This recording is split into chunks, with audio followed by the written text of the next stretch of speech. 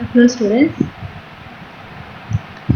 Today we will see the fourth stage of labor, management of fourth stage of labor. We in previous sessions we have seen, previous videos we have seen management of first stage, second stage, third stage and fourth stage of labor. So we will have the last class or last session of this midwifery, that is fourth stage of labor.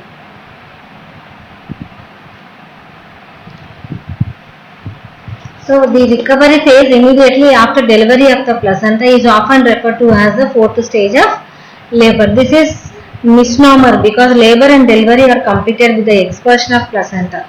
The fourth stage is critical time that begins after delivery of the placenta and ends with the mother's system has stabilized, usually 1 to 4 hours after the delivery of the placenta.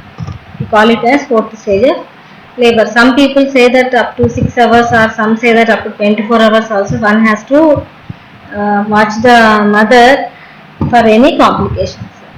Next, just we will have a recall.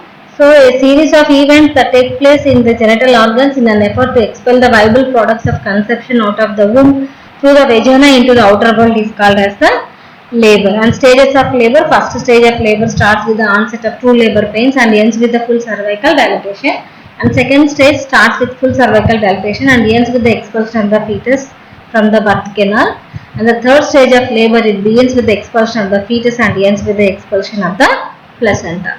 And fourth stage, we will see what is exactly fourth stage. So this is a period from the delivery of the afterbirth to the time when the woman is examined and then transferred to her room. It is the stage of observation for at least 1 to 2 hours after expulsion of the placenta. Next, so in this fourth period, what is that we have to inspect and evaluate?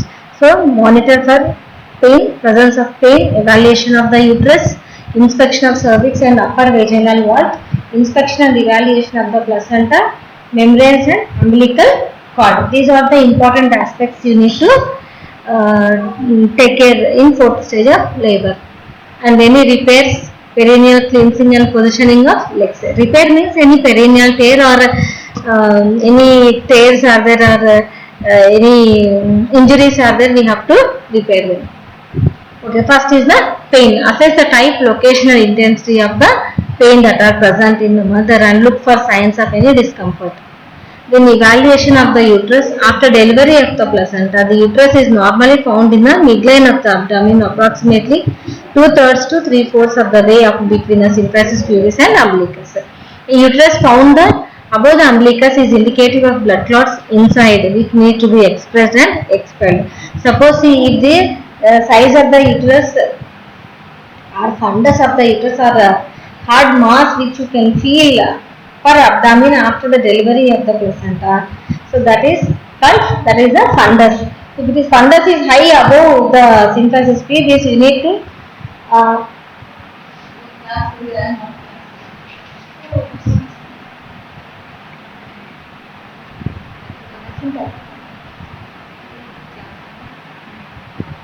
you need to examine the fundus at the level of symphysis pubis or not. If it is the level of the fundus is above the symphysis pubis, you have to suspect the presence of any blood clots or any pooled blood inside the uterus, and they have to be immediately expressed and expelled. Then a uterus found above the umbilicus onto one side, usually the right side, indicates the full bladder. The uterus is assessed every 15 minutes for the first hour. The woman is positioned with knees flexed and feet flat. The nurse uses one hand to stabilize the uterus just above the symphysis pubis and the outer edge of the other hand to locate the fundus. Then position of the fundus is noted in relation to the umbilicus and recorded as centimeters above or below the umbilicus.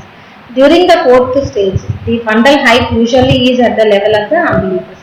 Placement of the uterus also is noted in relation to the midline. Then consistency is noted. If the uterus is not firm, it is referred to as boggy, and the fundus is massaged gently in a circular motion until the uterus contracts and becomes firm.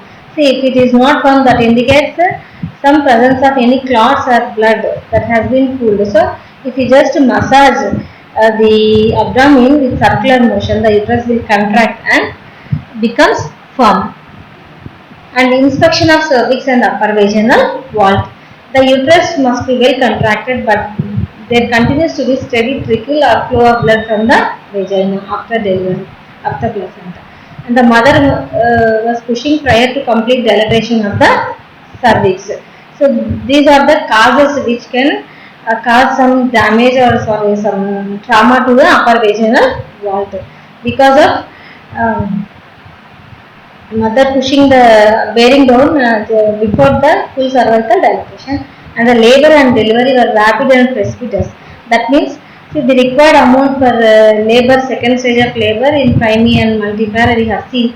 So if the time required for the second stage, third stage is very short, we call it as a precipitated labor. See, if that is the reason also, you can notice some any trauma of the vaginal vault.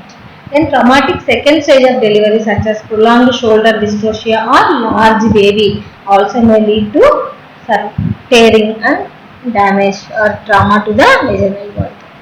Then they are done before repairing any laceration or episiotomy. This is because during the examination of the placenta, my midwife determines that the uterus needs to expose manually because of a retained placental fragment. It needs to be done as soon as possible since it has the potential for causing severe damage, severe hemorrhage or severe blood loss.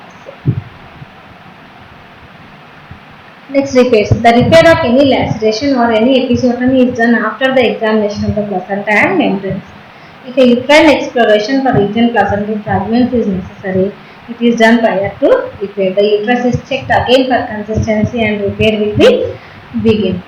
See, if there are any clots that have been retained inside, many placental fragments are there that need to be removed or evacuated or expelled before you repair is done. Then perineal cleansing and positioning of the legs. The next nursing action is wash off the mother's entire perineal area including the perineum, vulva, inner thighs, buttocks and the rectal area. A perineal pad is then placed against the perineum and the mother assisted to put her legs together. A perineal pad is then placed against the perineum and mother is assisted to put her legs together.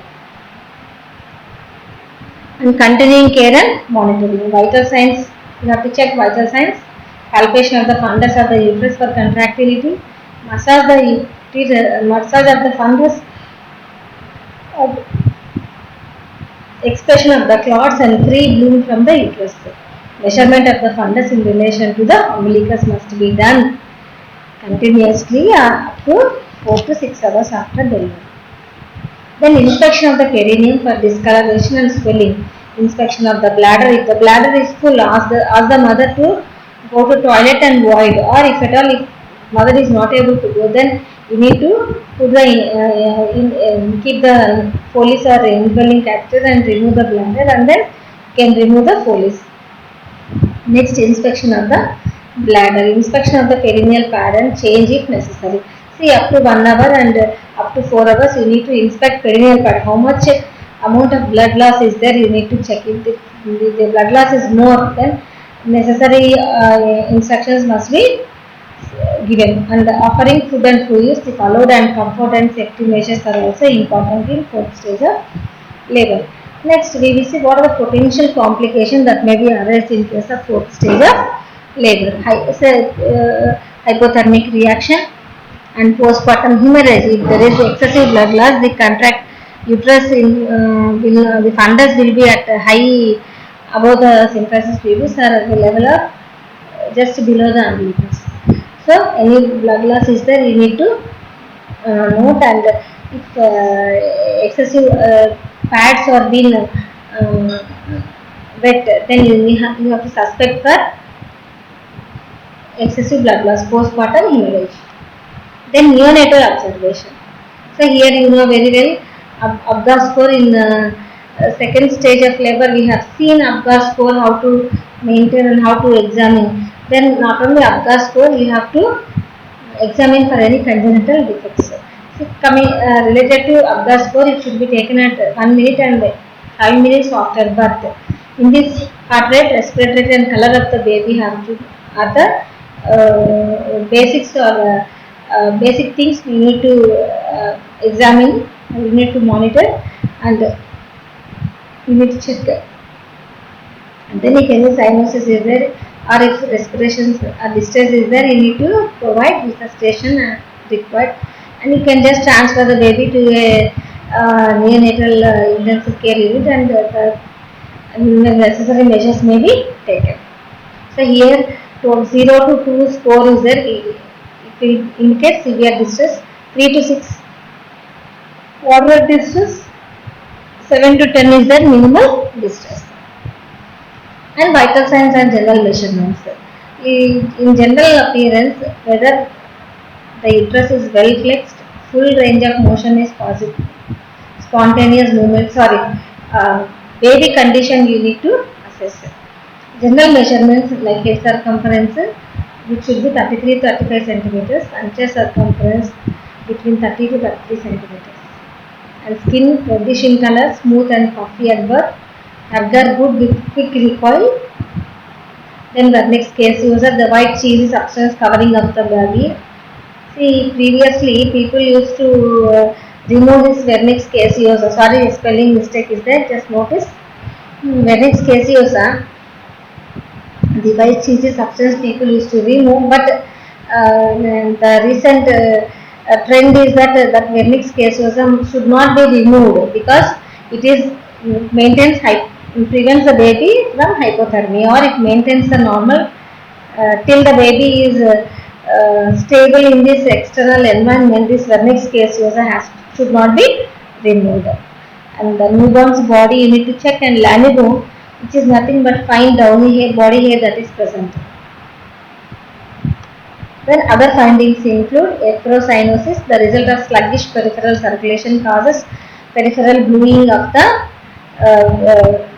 the fingers and toes.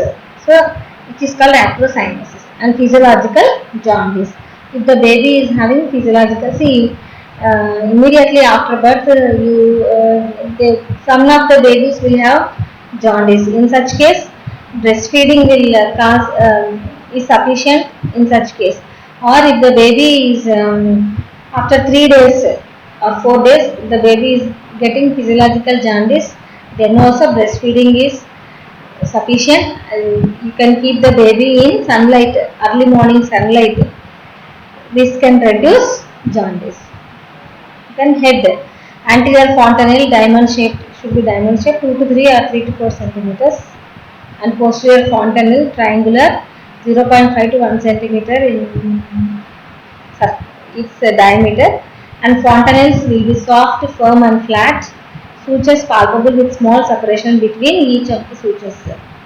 Then eyes, slate grey, black, brown or blue eye color of the babies you can notice, and no tears, fixation at times with ability to follow objects to midline, blink reflex will be present, distinct eyebrows, cornea will be bright and shiny, pupils equal and reactive to light.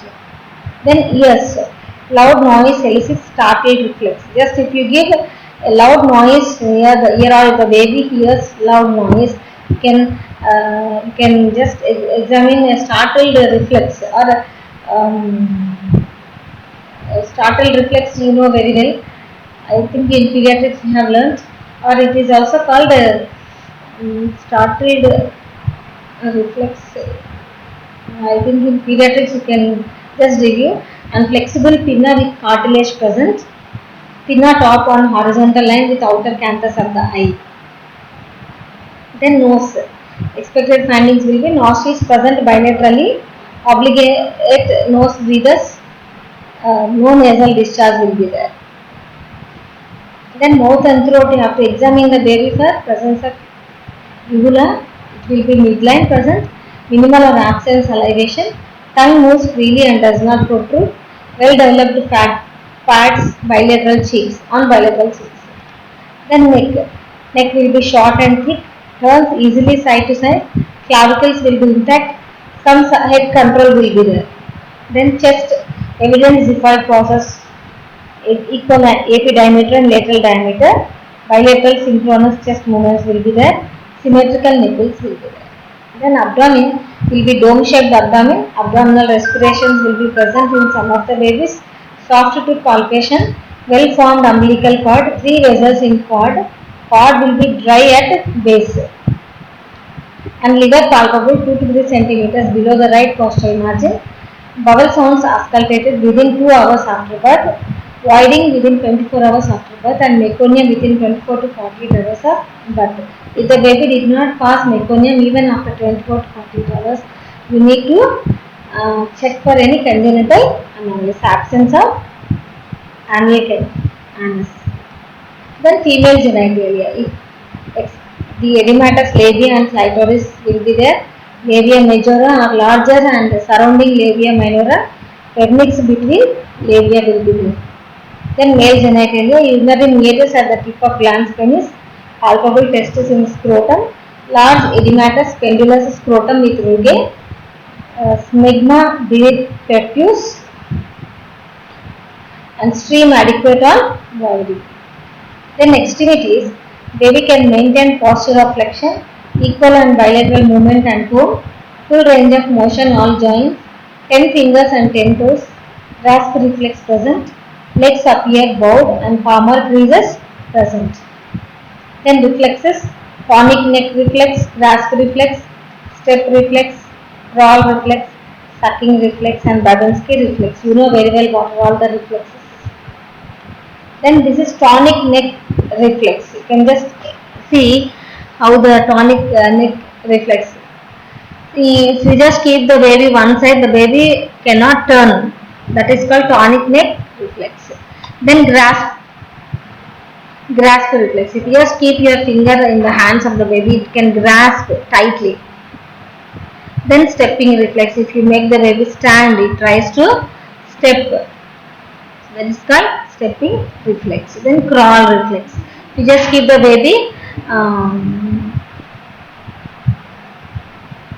the legs will be in flexed position.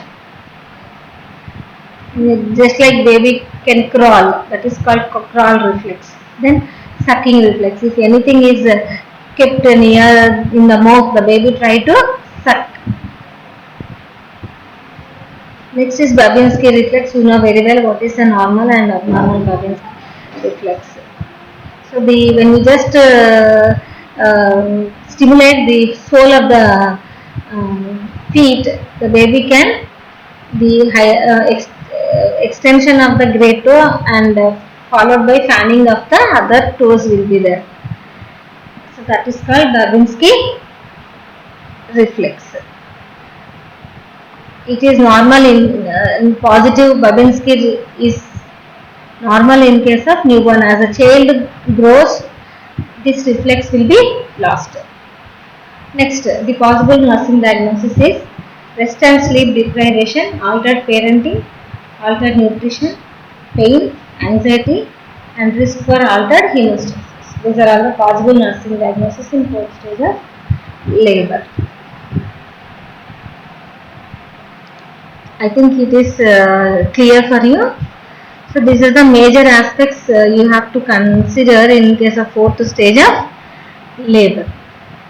Okay girls, I think with this we have completed your midwifery syllabus, and I sincerely advise you to go through all your topics syllabus wise and just learn the topics and don't waste your time.